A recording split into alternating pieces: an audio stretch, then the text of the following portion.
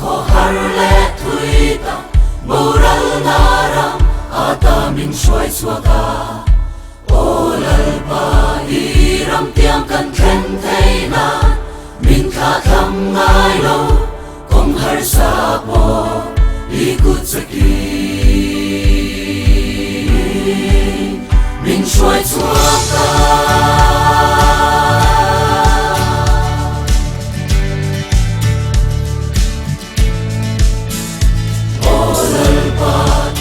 sin kong ko harle tuita moral naram ata min shwai swaka olal pa iram tiam kan khen theina min kha tham ngai lo kong har sa po ikut saki min shwai swaka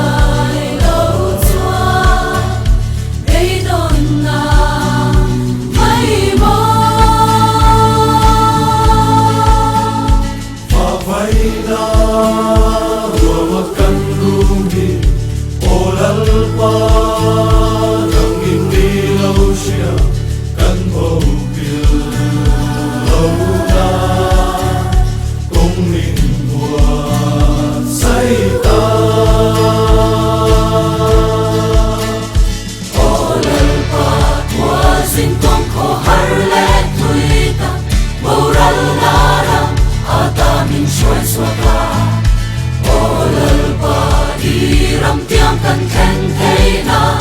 min kha tham ngai lo kong har sa po ikut saki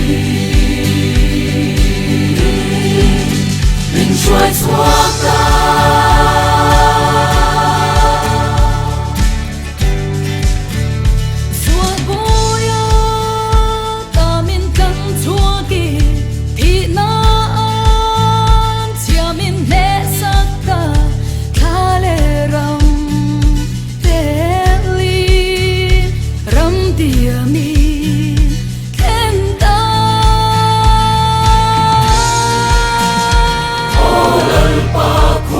sin kong ko harle tuita